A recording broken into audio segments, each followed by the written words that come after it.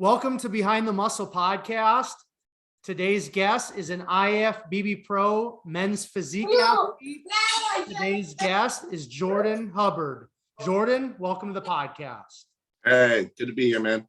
For sure, Jordan. So excited to chop it up with you, man. The first question that I have for you is, who are a few of your favorite bodybuilders of all time?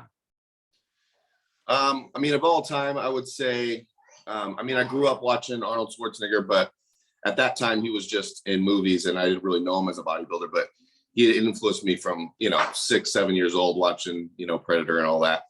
I actually didn't even really get into following bodybuilding till like 2010, 11. So as Phil Heath was coming up and Jay Cutler was going out, that's when I started doing like a lot of the research stuff. I was always into lifting, but not necessarily the bodybuilding background until later. I enjoyed watching Phil Heath. Jay Cutler was really awesome. Ronnie Coleman was just, one of the freaks, but probably those. I was on Phil Heath, for a long time, for years, as I came up, was just watching him and watching him and watching him. So he was probably the biggest influencer.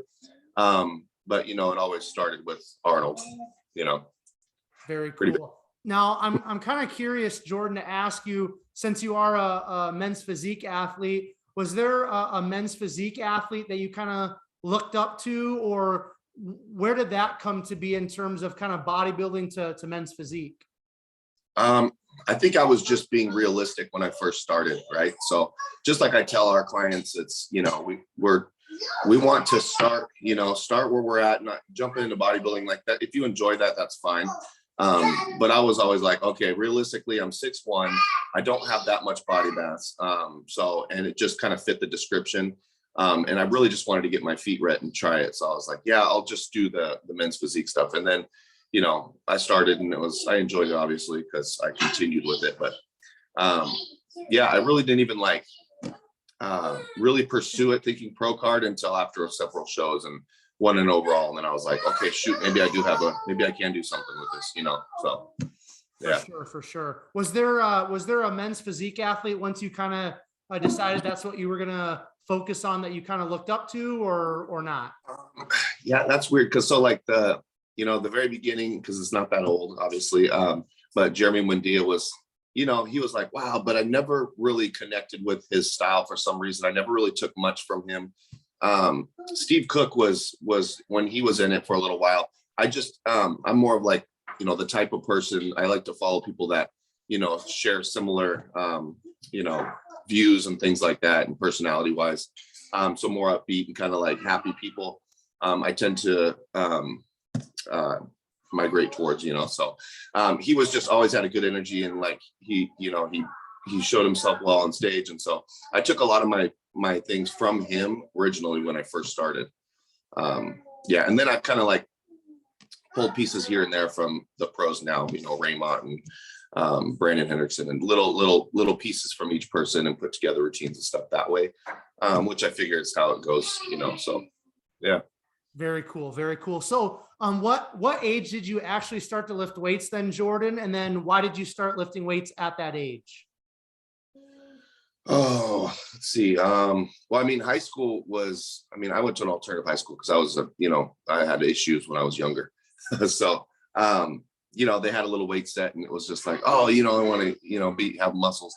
But I enjoyed it from a very young age. Like I said, it was like, watching the movies and Muscles and, Ultimate Warrior and all that stuff. And so when I was actually able to lift, probably 15 or something like that, 14 or 15. And then it was just off and on, high school, just partying. And then it was lifting weights, and then it was partying. And so it was never really serious until like 2012. That's when I was every single day for, forever. Okay, awesome. So you just mentioned alternative high school, being in a little bit of trouble. So I like to use that latter question just to kind of transition into my guests' upbringing, their childhood. So it sounds like you might have had a little bit of an interesting childhood. So just talk about where you grew up and paint that picture a little bit for us, if you don't mind, Jordan. Okay, yeah. So I grew up in Moses Lake, Eastern Washington. It's about 3 hours from here. It's really little, small town. So there's just not a lot to do. So we just grew up poor. I don't really blame anything on that because that was just, you know, how it was. But we had fun. But yeah, into my later years, you know, probably 12, 13, I had an older brother, he was 4 years older, and he was already getting into partying and doing that kind of stuff. And so I always looked up to him just because we lived with my mom, and my dad was, you know, we only saw him once in a while. So I always wanted to be like him, you know. So yeah, and I don't like blame him for anything because I wanted it, you know. So but yeah, he got into, you know, selling drugs and partying and stuff like that. And I was like 12, 13. I'm like, dude, take me with you, you know, I want to go and I want to go out. And it was like, no, you can't. So it made me even want it more. So I think once I got a taste of it at 13, that's when I started, you know, smoking pot and doing that kind of stuff. And really, it just kind of like progressed and progressed. So by 15, I was pretty much drinking all the time, and, you know, all the drugs there were, and I dabbled in everything. I mean, you know, I had strings of like a whole year where I did methamphetamine, and it got like bad to where I was like really tied into drugs. And I didn't even actually come out of that until I was 28. So right now I'm 38. So I ended up going to rehab and stuff because I ended up, it just conspired into this, you know, huge thing where I was selling drugs and doing drugs, and I was on heroin for I don't know how many years, you know. So until I was 28, and then, you know, lost my job, and pretty much everything came crumbling down. My house was gone, and I had no money. And I remember walking down the sidewalk and just going like, you know, like, what the hell, what am I going to do? Like, this is it. I gotta go. It's time to go to rehab, you know? Because I never had a problem before, you know. In my mind, I was fine, you know. I'm just, you know, and I'll clean up when I'm ready, you know. Well, you know, I didn't really have a choice at that point. It was like, okay, you know, just getting out of jail, and like, this is what you're gonna do. So so yeah, that just like the next day or 2 days later, I went to rehab, and that was when I was 28 in September of 2012. Yeah, from day one in rehab, it was like go time. I mean, I swear we were doing burpees outside at 6 a.m. before everyone was out. They had a little gym in the gymnasium inside of the place, and so we would go in there right after that, and we'd work out, and then we'd be doing stuff in the afternoon. So it was like nonstop from the day I was in rehab to I getting out doing 2 a days in the gym, you know, for the last years, you know. And so it just became my new addiction. Yeah, and then it was pretty much, that was like the end of that part of my life. And that's when, you know, bodybuilding came up for me. It wasn't even bodybuilding when I first got out and was lifting weights. You know, I was going to church, and my whole life had changed. I was just basically like, didn't even know how to function as an adult and as a human, just because I was like, I didn't even know how to talk at church. I couldn't talk, you know. I was just like every other word was the F-bomb or something. So I just literally wouldn't talk for weeks. I'd just be like, hi, you know, hi. So that was a fun thing. Eventually got over that, and then I started to be normal. But yeah, so, and then, you know, I got introduced to bodybuilding. When was it, like 2013 or 14? An ex of mine was wanting to do a show, and, you know, I'd always gotten like, do you compete, or you should compete? And I was just kind of like, yeah, you know, I don't really want to, you know, I just like to lift weights. And that was what I did for years, you know. And then when I first went to my first show, that's like literally like the second I walked in and saw the stage, I was like, oh shit, this is cool, you know, like, man, I want to try this. And yeah, after that, that was pretty much it. That's what got me going. And then once I got my feet wet on stage, it was over at that point, you know. So I want to, before we kind of get into all things bodybuilding, I want to pull back a layer or two on your upbringing a little bit more here. So obviously you got into partying pretty young and stuff. You said that. When you did have some moments of clarity, you know, when you were a teenager, early 20s, was there anything that you really like wanted to do with your life, or were you just so kind of caught up in that darkness and that party life that there really was never a whole lot of clarity? Yeah, it was actually over Thanksgiving. It's kind of funny because we're talking about, like, you know, what you wanted to be when you grow up and stuff like that, and like where we're at now. I'm just like, you know, there was no idea in my mind, like, oh, I'm going to be a bodybuilder and I'm going to make my money, you know, coaching people and doing that kind of stuff. Like, obviously that wasn't even I didn't even know what that was even meant. So, I don't know. I didn't really have, like, I transitioned in and out. So like before the last, I'd say 3 years, into my addiction, before I got clean and sober, I would go about like 4 to 6 months where I would be clean. And that's usually what I would do through the winters, because I still enjoyed lifting weights. Anytime that I cleaned up, I was lifting weights. You know, it was just kind of like, that was my thing. So I would go through these spurts every year, you know, right around September or so, when it started to get cold, I'd start getting into the gym and I'd start getting into shape again, you know. So, but like I said, that still didn't have anything to do with what I wanted to do in the future. Because like I said, I didn't really have any idea about bodybuilding at that time. So it was just about, I think, probably just looking good for girls, I think, I don't know.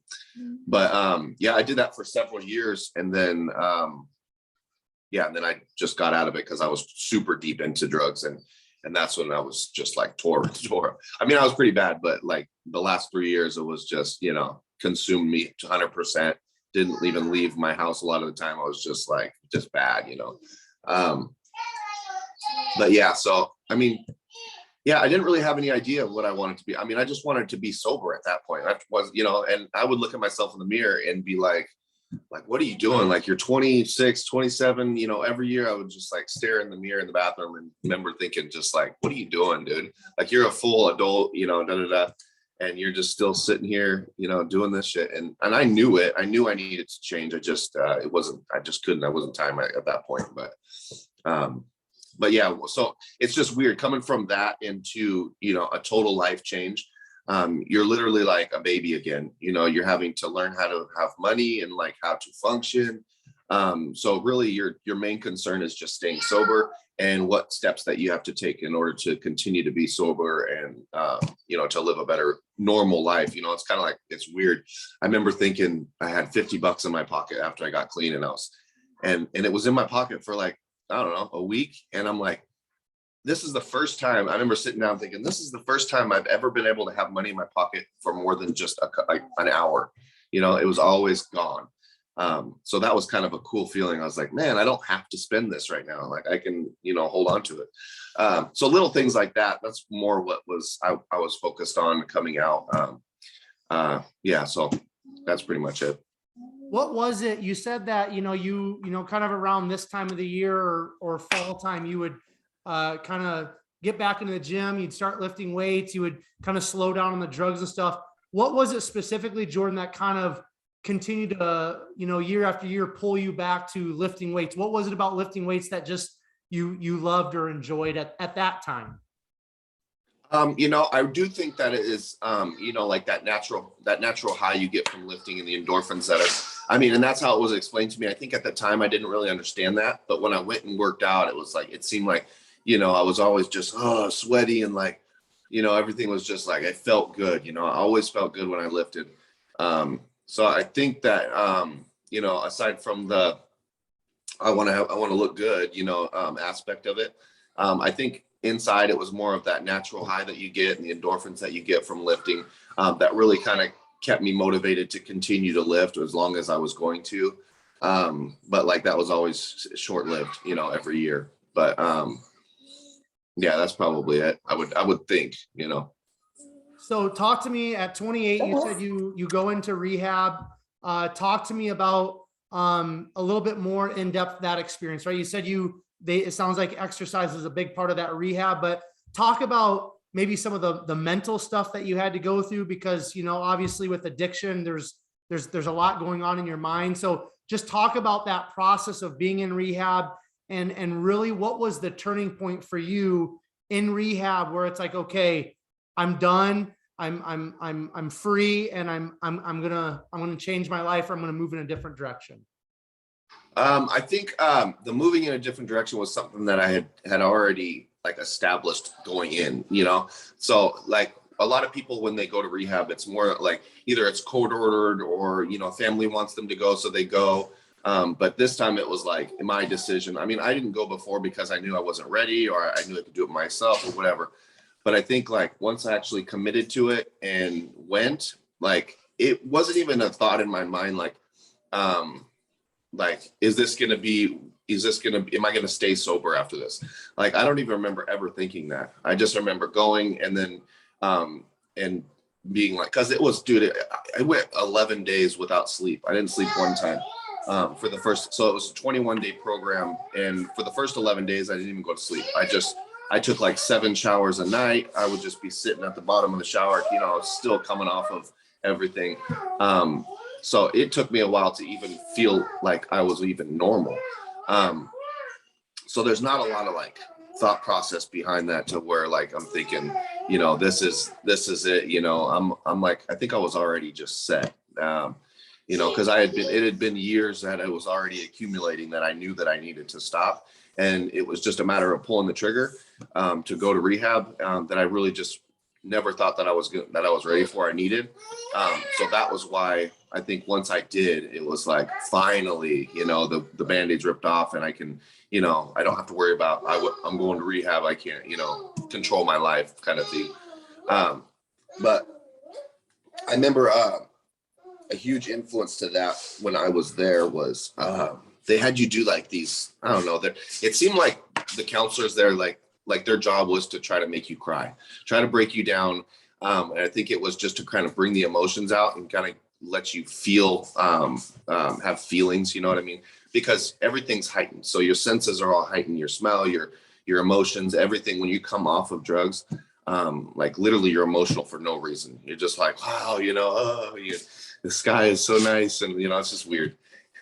So I thought that was funny because I'm just like, she's not going to break me, you know, I'm not going to cry, you know? And so going through like the whole program, probably till the last, I don't know, few days when she finally busted me.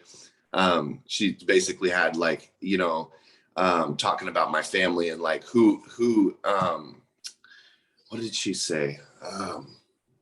You know, who I had to write it down about, like who I disappointed and, you know, who I wanted to say sorry to. And then he had to read it in front of the whole group, which is like 10, 15 people. And so I'm having to like write this note to my sister and to my mom and like to my nieces and nephews, because I was never there to any birthdays, you know.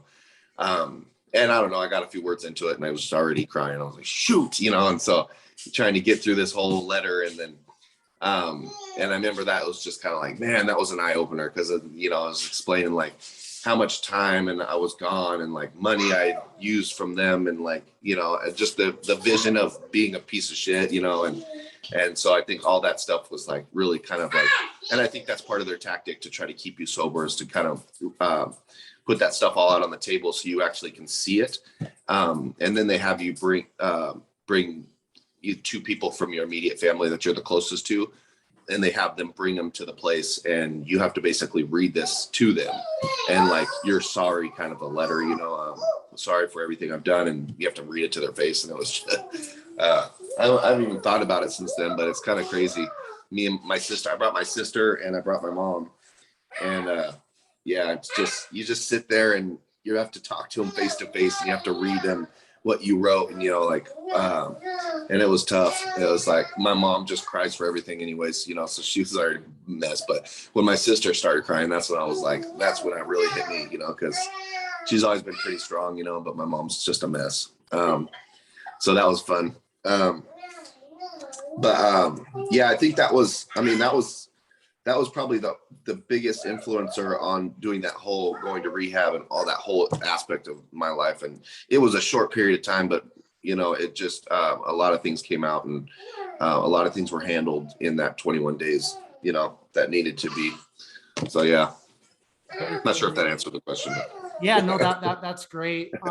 So let's talk about, let's start getting into kind of like the bodybuilding talk and all of that. So you get out of rehab, and then how are you? I know you kind of go back to lifting weights and things like that. Who kind of introduced you to bodybuilding or men's physique, and just talk about your first competition and how all of that unfolded, please. Let's see. After I had went to my first show, I think it was like 2014, because I didn't actually compete until 2016.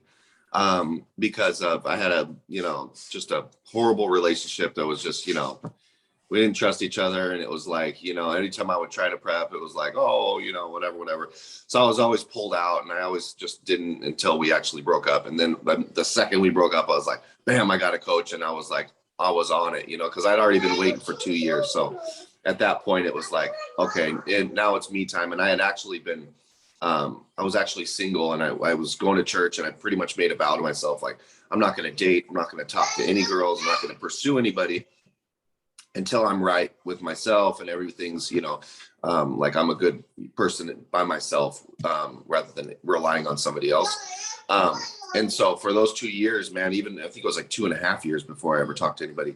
And actually, my girl Kim right here, my baby's mom, is the first person I ended up talking to, 2.5 years. Yeah, I just kind of was like, lost in, just working out and getting ready for this first show. And so the first show was Emerald Cup 2016. And my coach was Marks and Diane, and, it was like a 6-week prep. I didn't even know what the heck was going on at that time, so I'm like 6 weeks. So I was already lean, and that's just how my body stays, pretty lean all the time. So I didn't really have to diet much. So 6 weeks, we got on stage. I ended up getting like 5th, and which is like the Emerald Cup is supposed to be the biggest NPC show in the nation, as far as like the amount of competitors and the expo size and stuff like that. Like, it's pretty good. I mean, back in the day before COVID hit, I remember going in there and just being like, wow, there's thousands of people in the audience, and the stage was huge. The venue was giant. I was just thinking like, geez Louise, compared to all these little shows, like, this is like crazy. And that's the first time I'd actually been to that show, when I competed in that show. So it was kind of cool, just that being my first show, but so I was pretty happy I got 5th. I pretty much practiced my posing by myself, just watching Steve Cook, like I said. And I don't really know if there was anybody else that I had looked at at that time, but it was real simple. Your posing routines are like a little turn and whoop, and a little back, and then you're done, so it's nothing like the pros now. It's crazy. But so yeah, that was my first show. What happened after that? And then I don't know, my memory is horrible, but I only did like probably five or 6 shows in the NPC before going to nationals. And I would basically just do one a year. So I would do one, and then I would basically bulk for the whole rest of the year. And then I'd prep again, and I'd do another one. And it was like every show I was getting a different coach, and I was kind of upgrading. I was upgrading, and, because after the first coach, I was just like, nah, that's not the one, that's not good. So I went to the next one, and it was kind of like a friend, and he was a coach, but he had me on like counting macros and stuff. And I remember thinking like I was at my job, and I'm like, counting macros, and I'm like eating peanut butter and jelly bagels, through my prep. And I'm just kind of like, this just feels like this doesn't feel right, So I ended up switching my macros to like chicken and rice. And I think we did pretty good that show. I can't remember. I mean, it was I don't know if that was my overall, but it just got better, and we progressed. I ended up with Prep by Will is his name, and he's out of Florida. I got introduced to him, and he was the one that actually got me my pro card. And we decided, Kimberly and I decided to do our first show together in 2018 at Emerald Cup again. I think after that one I think I set up to do nationals, Miami nationals, And then I did another NPC the weekend before show out here locally. And then I flew out the next like Tuesday or Wednesday to Miami. And then I ended up, I think, placed 5th in that one as my first NPC my first national show. And then the next year was USA's. So that was 2019 when I got my pro card. Very cool. So talk to me a little bit, Jordan, about, because now you're a coach, right? So talk to me about the younger listeners, or the listeners that are maybe just getting into bodybuilding. They're just thinking about competing. Talk to me a little bit about how you would suggest somebody goes about finding the right coach, especially if it's their first coach, if they're just kind of new to this whole competing thing. How would you suggest somebody going about finding their first coach and the right coach? I would. like the right coach is kind of like, it's, who knows what's really the right coach. I mean, there's a ton of coaches out there. So, but for your first show, obviously it's not super imperative that you have like the best coach out there. I think there is like a process to like starting competing and like upgrading. And it's like, you're trying to get to that next level. And by getting to that next level, you're up, because there's like NPC type coaches, then there's like national level type coaches. And then there's pro status, like pro coaches. Those are the guys that cost the big bucks. I mean, obviously, jumping out of the gate, if you can afford a really good coach, do it. I would say, yeah, might as well get a good coach and learn from the best. But I feel like, for me anyway, like a lot of the stuff and the applied science and the coaches that I invested in, like Will and now Nelson Jones, like there's a lot to be taken from that. And I take a lot of stuff that he uses on me and I use it for my athletes. And so there's a lot of learning that goes into, starting lower and learning the stuff that doesn't work and the stuff that does work. I think if you say you jumped into one, say if I just jumped into one coach and I've had one coach for 7 years, I mean, the amount of things that I learned in those 7 years would have been just pretty narrowed down to this one way of coaching. So I think I look at it more of as a blessing and be able to see different people's ways of doing things. Because I've been able to kind of piece things together and pull things from each coach that work, and different kind of ways to go about peaking people, and and it's done really good for us. So I would say, just for someone that's starting, find somebody local, find a coach that's local and has been doing it, has a track record. I would always say, look for clients that they've had, talk to people that have been in their team and like, what they think about their coach, or people that have been on the team and now are not on the team. That's even a better one. Because then they can tell you like, those are the ones that are usually going to be like, well, he was good, but he didn't do this, or he did this. So look out for this. Normally the ones that are already on the team are just going to be like, oh, he's the best and he's the greatest. And, but like we always tell our client or people that are, potential clients, it's like, go to our website, check out all of our testimonials, talk to people that have been clients of ours in the past, present, and just kind of, get your own conclusion and decide from there. I don't ever like push our coaching on anybody. So we would like to have people come to us because of the quality of competitor that we put on stage rather than the amount of people that we put on stage. We're always about like conditioning, right? So being best conditioning on stage, like we want to be the best guys on stage with posing. I mean, size is, relative. Not everyone's going to be the biggest guy, but, we can all pose really good and we can all, come in conditioned. So yeah, we take pride in that part of it. And but yeah, I mean, just getting started, like I said, just get started, don't wait 5 years when you think you're going to be big enough, because you'll never be big enough. The day you start, you'll never be big enough. So you might as well just get started. You know what I mean? I would always tell people that would say, I was thinking about in the next couple of years getting on stage, and I'm like, well, why in 2 years? Why not now? Like, well, I don't think I'll stand up and be, stand up with those guys. And I go, well, look at it this way. If you start in 2 years and, that's your first show, in 5 years from that 2 years, you're going to look back on that first show and you're going to be small, and you're going to be like, geez, I was like tiny and da, da, da, da. I'm like, so what's the difference from starting 2 years earlier and having a faster jump and not losing 2 years of your life? Just kind of, most people are just going in circles in the gym, honestly. Unless you have a really good off-season coach that's putting you in the right direction and you're following it, you're probably not making the biggest gains you can, or is like making the most progress on that off-season as possible.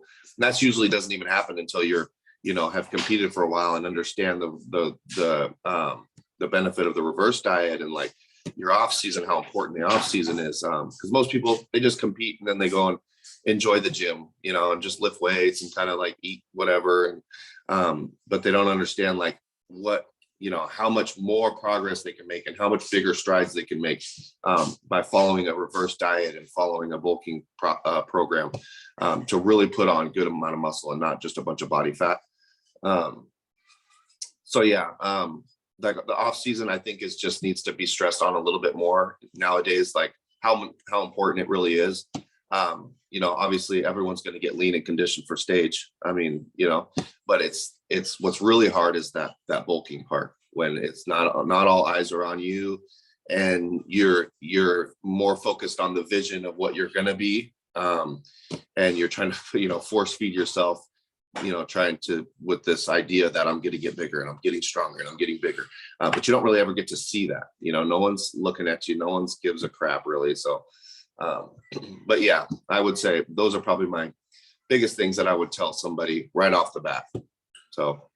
Great words of wisdom. So when did you start coaching, Jordan? And just talk a little bit more about what you guys offer. Do you guys specifically just work with competitors? Do you work with kind of Gen Pop people? Talk a little bit more in depth about when you started coaching and then your own coaching services and team. Okay. So we started Renovation Fitness in 2017. Was kind of just like, we took on general health clients only. And so we were just trying to help people, get into shape, lose some body fat. And, it was, started off slow as usual, like it usually would. I got a majority of our clients from my hometown, which is funny because I left there when I was 19. I went to school there and I worked there for a little bit, but like I've been in Seattle since I was 19. I'm 38 now. But all of our clients were coming from Moses Lake, and we had very little clients from out here. Like we'd get a here and there person, but we'd have 20, 30 clients from Moses Lake, and it was kind of like crazy. Because when I was in Moses Lake, I was just a druggie, and so I don't know if that was kind of like the reason they saw like I changed and I'm different now or what. But so that was kind of how it started, and then now over the last couple of years, we've gotten into more people locally around in the Seattle area, and we've created more of like a team. This last year, I'd say maybe 2 years, we've been dabbling getting into competitors, right? And so because that's my goal, and that's kind of like what I've always wanted to do. But we've just been starting, just a competitor here, a guy here, until like, maybe 2 years ago, a year and a half, where it's really gotten serious, and we've created like a team. And now our gym has got like our team there. So we've got multiple guys and, 20, 30 competitors around here, and a few out of state. And it's been really good. It's just gotten better and better. And I think that, and I think it is because, we do try to create more of a family vibe, so if you're local, I'm always telling them, come do our team lifts on Sundays. The guys all get together. We do like group posing classes, going towards the shows, where the guys can really like be together, because they're the guys that are going to be on stage together, backstage together. A lot of our team will go and drive out to these shows just to support one guy. We'll have 10 guys there all hooting and hollering and happy for the one person that's doing his first show, and that's kind of like the vibe we want to have, is people like actually caring about their teammates and their progress and like how good they do. So they'll be able to be doing posing classes, and one guy or two of the guys work out together and they're posing, and one's correcting his form. Like when we do a posing class, like that's what we really want, is for each person to kind of help each other out outside of when I'm there. You know what I mean? And then I think it just gets everyone connected a little bit more when you see people's struggles and you see what they need to work on, and you're able to help them with that. And then, and then you see a finished product on stage, and like what it took, that everyone sees exactly what it took to get there, because, they're all doing it together. So that's really the cool thing about doing everything like locally. And like our big picture for me, like I've never like wanted to be super like hella money and just like super successful in like the money aspect. So, but my like goal is to be able to have a place. We want to build like our own gym, which is, I don't know if you've heard of Zero Gravity, the team Zero Gravity in California. Zero Gravity? Anyway, so they have this big gym facility, but it's literally only for their competitors and for their team. So anybody that's on their team has access to the gym, and then the guy that owns it and the team, like the coach, is basically just like, training the guys and making sure everyone's pushing hard, and like kind of just like, and it just like that vibe. I didn't really get that idea in my head until I saw what he had done with his gym. And then I was like, man, I don't want a public gym. I want a private gym that just our guys and our girls can come train. And we are all just know that this is our spot, like this is their spot just as much as it is ours. And so that's like that's our future goal and kind of like our vision, at least for myself, that's what I really want to do.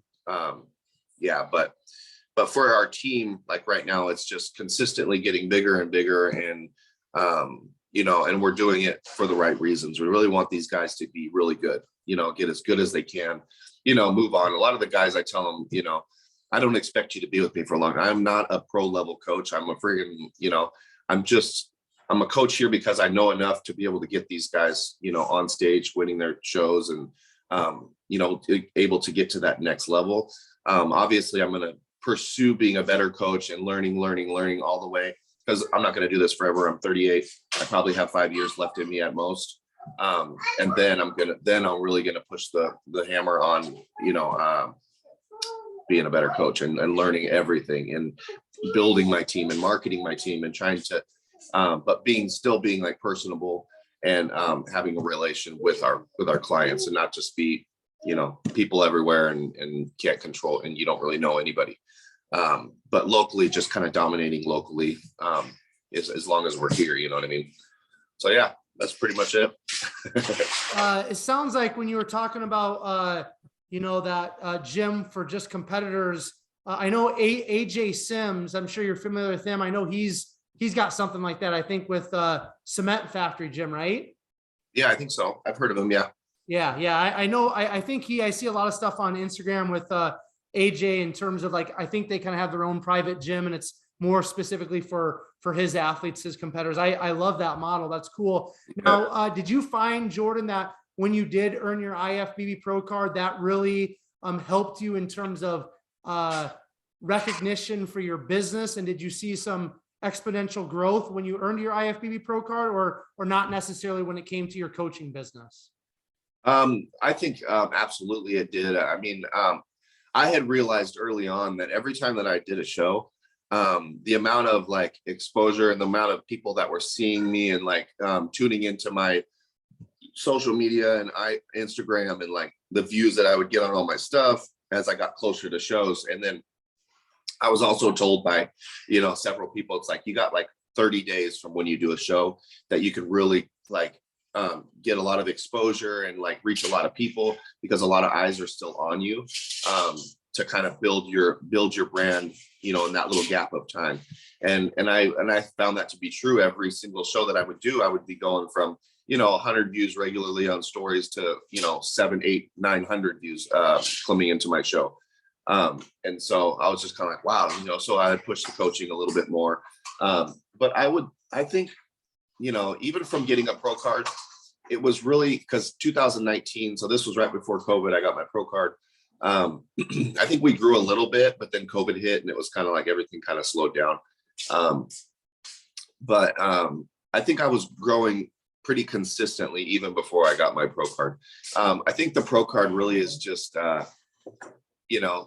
people use it as like, something you put on an application. You know what I mean? I don't like that to be influenced the way that I coach as to be a coach, Oh, he's got a pro card, he knows what he's doing. Like, that doesn't mean that I know what I'm doing. That doesn't mean that I'm a good coach. All that means is that I work hard to get where I got, on my own. But that doesn't necessarily, my lady always says, it's like a good competitor, well, it doesn't always accumulate or come up to being a good coach. So just because you train hard doesn't mean you're going to be able to coach other people to train hard or to diet properly. And that's kind of how I look at it too, was, this isn't just credential. It's, this is for myself. This has nothing to do with our coaching brand. I've been a personal trainer for this many years. It's like, okay, but how much have you actually applied, and like, how much do you actually know? You know what I mean? Because there's a lot of personal trainers out there that don't know anything. They're just doing weird crap to people, and it's like, what in the hell?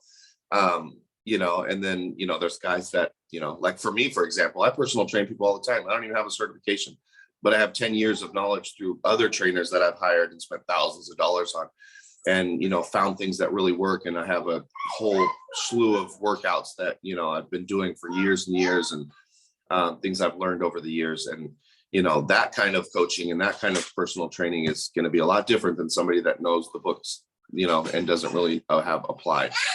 So yeah, I can't remember what the question was now, but Oh no, you're good. You answered it. I just asked you about how your IFBB Pro card, if it did at all impact your business, and you definitely got to that. Now, I want to ask you, Jordan, about social media. You mentioned Instagram. Obviously, social media is here. It's here to stay. It's a big part, especially Instagram, YouTube, of the fitness industry, the bodybuilding community, the competitive community. How have you been able to utilize Instagram to build your own personal brand, but also to build your business coaching brand?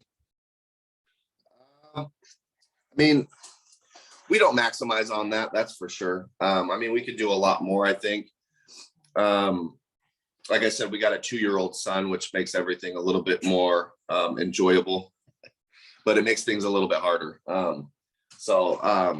Yeah, so we, just like I was working, I worked a 9 to 5 until I think last year, the year before. So I was coaching and, working, 40, 50 hours a week, had a son. And so you could imagine how hard it was to, juggle all those things and really give enough attention to my competitors and to my clients, but also be able to be present at work and still do good at my job, so that was pretty tough. And I had done that all the way since 2017. I'd been, working tons of hours. And then, on Fridays and Saturdays and Sundays, I was doing client stuff.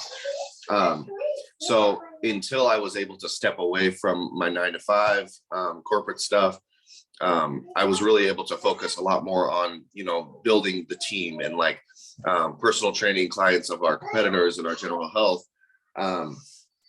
And I was something I would never have been able to do before. It was always just, you check in with us, we adjust your meal plan, we talk about your issues and struggles. But the hands-on stuff was just it could never happen. When I went to the gym, I had a lot of time, an hour and a half, 2 hours to lift and get home to and I was always rushing to be home, to see my son. So I think once I got away from that, I was like, oh, now I'm my job is being present at the gym. And now a lot of our general health clients and bodybuilders and teammates, I'm able to actually personal train them. So I'm making sure the intensity is high and we're controlling all aspects, food and cardio and workouts and everything.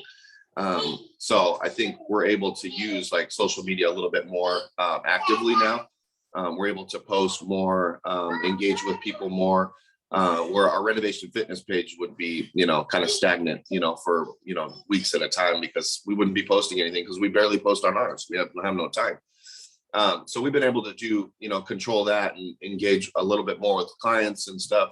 But we're still, we're not pushing, YouTube and all the stuff that we could be pushing. I think that we're not like what I was telling my buddy, yeah, our coaching business is pretty good right now. We're busy. My training is busy enough. I don't really like to train that many people anyways. That's always just been kind of it's secondary. I want to coach. That's it. I want to train competitors and that's all. But I think building the brand and building our team until I am done competing.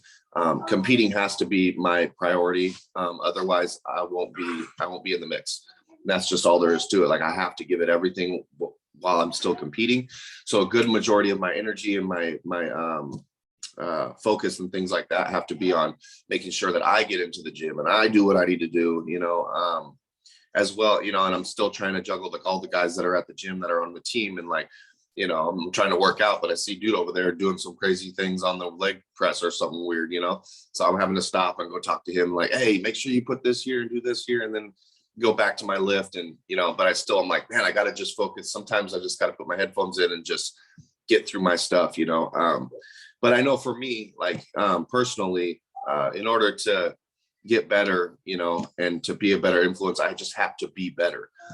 So I invest in a trainer twice a week, making sure, because my back is the area that needs to get, to be built up in order to stand up with these big guys. So twice a week, I pay him to train me. And so he tears me up every week. And that's kind of I really put 100%. And as much as I never miss those workouts, my back has to grow, or else I'm just never going to get anywhere. So the rest of the week I make sure I get my lifts in, but I can lift with the team, and like I can do things, and it's not too crazy because I'm good everywhere else, but my back just needs to come up.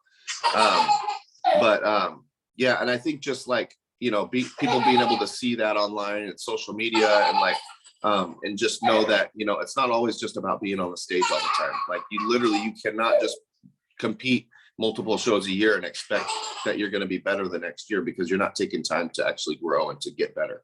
So do a few shows, then take good 8 months and like really put on some muscle, do a few shows and do that, So yeah, but I think like in the coming year or two, my social media will grow as a lot more. We're just hiring a videographer. So he's been coming around, and like, so the videos on my Instagram have been a lot better, and they're actually like high quality, and not just with a phone. And then he's going to control my YouTube and create YouTube shorts and informational stuff and motivational videos. So that's coming here like real shortly. And then yeah, let's see how that goes. You know what I mean? Still there? Yeah. No, my thing told me my battery's low. Oh, can you grab the charger? Plug it in? Yeah, I can just plug it in right here. She's gonna grab it for me. Okay, cool. So we're gonna wrap it up because we've been going for close to an hour here, Jordan. But I want to talk about your competing a little bit. So was your pro debut at the Orlando Pro Am earlier this year? Yeah. So the UBU Expo. Yep. Okay, talk about your pro debut then, please. Yeah, so that one was kind of a bummer for me. I mean, which, most people, it's like their first pro show, they're like, holy crap, I went going in knowing that like I'm up against, some of the best in the world. And, I like to go into shows like with an expectation of winning, but also being, hold on a second. Yep. Nope. You're good, my man. Also, all right, cool. Now we're good. Just kind of like being realistic, right? So I know when I'm conditioned, I know when I'm ready and stuff like that. And I knew going into this show, it's like, we're trying, my coach is trying to bring me in bigger, so I can stand up to these guys. But, I just knew my conditioning was not ready. I was like, dude, I was way leaner for, so-and-so show. And like my back is the last thing to go. So my detail on my back doesn't come out until I've gotten to a certain body fat percentage. And I was just kind of like, man, I'd already paid for it and did the contract and all that stuff. And so I was doing the show no matter what, and I don't know what I got. I got like, the middle of the third call out. So probably close to 15 or 16. But I was just like, yeah, I just needed my conditioning. So what they had told me, and I was like, basically like, okay, well, I'm never doing that again, like what the hell? And with the judges, because the feedback, I always get the feedback, and then I spend a year working on that, and then I come in better, and they see it, and I usually get a good placement. But they told me, I go, so what is your idea? It's like, what do you guys think I should do moving forward? Like, obviously I know my back needs to get bigger. And they're just like, well, I would suggest, you make face, you do another show, strategically pick another show, let the judges see you again, come in better. So just come in more conditioned, and then, and just show them that you made an improvement in the however many weeks of doing your next show, and then take a good off season and just, target the back and whatever. And so they told me I needed to have a fuller chest and then like just a denser back. So I said, okay. So the supplement company that sponsors me, FX Supplements, they are the main sponsor for that show, the UBU and the UBU in Phoenix. And so I think they were like a month apart. So I think one is in July and one was like August or something, August 6th. So I had 5 weeks to basically come in better. And it was like, okay, well, conditioning is like easy. Like for me, I can get conditioned fast. So I basically just came in, several pounds tighter, and everything was leaner. And I ended up getting, I think, 8th or 9th out of 20 something or so. I ended up in the top 10. And so I was pretty happy about that. I didn't know what to come expect, but I knew I was better. And I was just like, well, I know I'm leaner. So that's a given. We just hammered it for 5 weeks and kind of, got a better idea, but I think I need to still be leaner, maybe by a pound or two. Yeah, it was good ending on that note, and just kind of seeing like, okay, this is the conditioning I brought.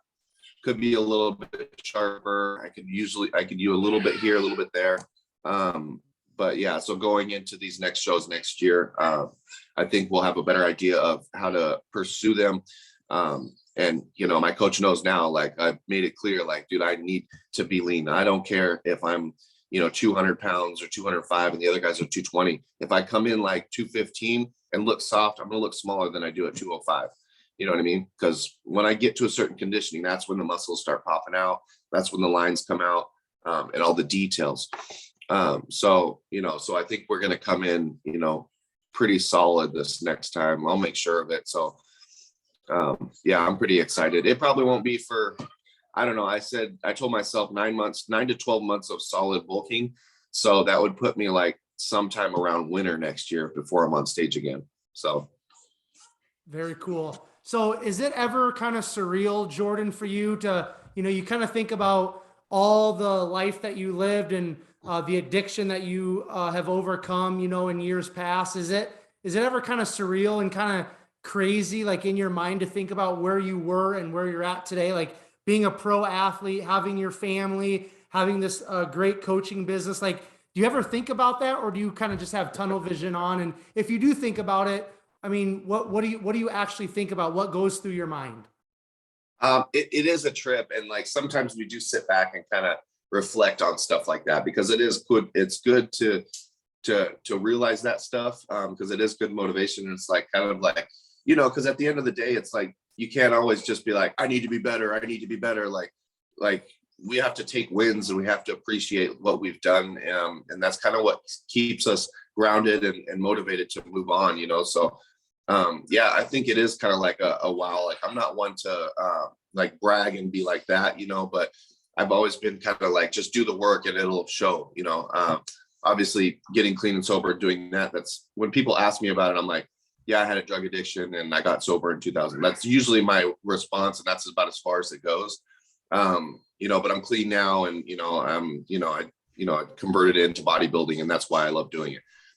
It's usually pretty short. I don't really get into it too much, just because it is a lot, but, like, the people that are close to me and everyone, really, we all know, like, what I've been through and all that stuff. And yeah, so to think like where I've been, I'm like, most of the time I'm like thinking like, damn, if I would have stopped sooner, if I wouldn't have been all jacked up, like, what could I have done? You know what I mean? Because I mean, I feel like it's either in you or it's not. That kind of hard work ethic and like the drive to be better and to be the best at whatever, and a competitive spirit and stuff like that. I feel like that stuff's already in you. It's just bringing it out. So, I mean, I'm always like, man, if I would have started 5 years sooner and at 25 instead of 28, like, where could I have been if I knew how to do these kind of things and, keep my waist small and, and train a specific way, I mean, but that's, at the end of the day, that's just water under the bridge. You can't really do anything about it, but, it's just capitalizing on what we can do right now with it. And I think just like, how good can I be still, even with that background? Like, how far can I take this in the matter of a few years that I have left, or however long I want to pursue this thing. And then, I got my family and my kids, and that takes priority too. So, my health and all the stuff going on in bodybuilding right now, it's kind of a trip, and, we just want to make sure that, family comes first, obviously, before anything. So like, making sure I'm here for them is like my main thing. So, I'm trying to stay on top of making sure I'm healthy and like, I feel good and like, okay, but also still pursuing this passion and this goal that I have. So yeah. Very cool. Yep. So in closing, why don't you talk about your son for just a minute, and kind of like, how fatherhood has changed your life. I remember seeing, so I have a 7-year-old, his name's Lucas. He lives with his mom in Yakima, a few hours away. And then Kendrick's 2 years old. I didn't really get to spend the first few years with Lucas because his mom was in a different city. So I'd only be able to see him once in a while. And we separated. I mean, like we were together for, I don't know, a month, and she got pregnant. And, 3 weeks later, I find out. And that was kind of one of those deals. So we were never, we didn't really ever get to be close like I get to be with Kendrick. But yeah, it's definitely has changed things for me. I always feel like I saw this post. This one guy was on, he had won a pro show and he had brought his little son on stage with him and he was all tanned up. And it was like, man, I remember posting it and I was like, I want to be this, I want to be this guy. I want to do this, and I just want to be able to influence him and be able to, them to look up to me. And like Lucas, he always all he wants to do is for me to take him to the gym with me, and Kendrick, anytime he comes, he's crying to go to the gym and, loves it there and loves to play with the, cable machines. And I think just like wanting to be the best I can be for him, obviously, I mean, that's going to be, I feel like that's most people that have kids that are in this industry. It's just like, I want to be successful for my family and for my kids. I want them to be able to go, wow, he was, my dad was, great. And he did this and this, which he would probably be that way anyway. But I think just in my mind, I'm just like, can push myself a little bit farther, knowing that I have people, that I'm going to make proud and, and all that. So, yeah, it's definitely different with kids. That's for sure. We were talking about it earlier a couple of weeks ago, where it's like, I look at Brandon Hendrickson and I'm just like, man, like no kids, single, no job, just works out twice a day. Like, I mean, I can't imagine, like, it's gotta be like, I was trying to be realistic with myself. Like I have to deal with, I have a lot of stuff. I got kids, I got a lot of competitors, coaching, and like, I understand like Brandon does it and he doesn't coach anybody. He doesn't do like his only job is to make sure that he reclaims that title. And he's got to be the best in the world to be able to claim that title. So, but like, people that have kids and stuff, we have to put just as much effort out there as far as when we lift and our recovery and our preps. But our attention is just, it can't be all bodybuilding. It just can't anymore. And does it have an effect on how we do? Maybe it does for some people. But when it comes time to prep, that's when, even with kids, dude, you have to zone out. You have to be in a different place when you work out, when you do your cardio. Everything has to be separate. We have to do it before Kendrick wakes up, do our cardio, do our abs, get breakfast ready. And then he wakes up and then it's all about Kendrick, until we go lift, you know what I mean? And it can be done. I mean, it's just what do we do with our spare time? We do our spare time is him. That's what we do. So we don't have a lot of time to go shopping and doing things like that. It's literally like our goals, our son, and our business, and that's it. We don't have anything else. We can't afford that right now. So, but yeah, so that's pretty much it, man. That's perfect, man. So we're gonna close it out here. I want you, Jordan, with your story. You never know who's going to be listening to this, in the next day or two, or maybe 5 years down the road, but maybe someone that's listening to this and maybe they're in that place of addiction right now. And maybe they can't see the light at the end of the tunnel, or they're just really struggling. Maybe not with addiction, they're struggling with anxiety or something. Cause we've all got struggles. We've all got issues. Yeah. What words of encouragement would you like to leave with myself and the listeners as we just kind of wrap this up and close this conversation out? I would say, like, if you've got something that's like on your heart to do or to pursue, or just a passion in general, just be business or whatever it is, like if you just consume yourself in it, and do whatever you can in order to be better at whatever you choose. Like just go after it and find out what you have to do and just do it. I think that like having one solid goal, one solid thing to pursue is better than having multiple things, right? So having, you know, a bunch of different things, like I like to do this and I want to do this, like you got to narrow it down. Like if you really want to be good at anything, you have to choose, you have to make a decision on what you want to do based on, like, you know, whatever you love to do, whatever is going to be your passion. And I think just, you know, you have to give it your all. That's just all there is to it. If you want to be great, like you don't ever want to do anything half-ass. I believe in, like, you know, 100% effort. Yeah, is it selfish? It can be for a certain amount of time, but it's worth it in the end. If you really believe in yourself, and you have to believe in yourself, like you have to know that you're capable of doing whatever it is that you're doing, building your own business and being a, you know, CEO of a company, or creating something from the ground up, or building a physique when you've started and you're just, you know, looking in the mirror and you ain't got no muscle. It's knowing that, like, seeing this vision, like I want to be like this guy, but you have to pursue it. Like you have to, without being able to say, oh, you know, it's too hard, or it's too this, it's too that. It's like, you just got to do it. And then eventually, you know, it's like people ask me all the time, it's like, how long have you been doing this? I'm like, 10 years, you know, more. And they're like, dang, that's a long time. And it's like, I'm like, yeah, but the first 2 years, it was like, I was just enjoying the process, you know, so just get in there and just like learn and then push yourself. And then you'll look back in a year or two and be already wowed, like, dang, look at where I started. And that's kind of what sets that, you know, that snowball effect. And, you know, it's just, you know, always remember where you start, and that will continue to just like build up, and you can use that as motivation going into your future, you know. So. Excellent, man. So Jordan, I just want to say thank you for coming on the podcast and sharing your story, man, chopping up with me. Where can the listeners find you? Where can people reach out to you? Where can people connect with you? If somebody maybe is in that Washington area, Seattle, where you live, if they want to maybe inquire about coaching, why don't you share the social media, anywhere you want to send the listeners, the viewers, and then if you have any sponsors or anything else, anybody else that you want to shout out, the floor is yours. Okay, cool. So our team is Renovation Fitness, like you said, out of Seattle. Our Instagram is at Renovation Fitness. My personal page is IFBB Pro Jordan Hubbard _Jordan Hubbard. That's where I'm going to have all of my personal stuff, athlete stuff. And then the renovation page is a lot of our clients, competitors.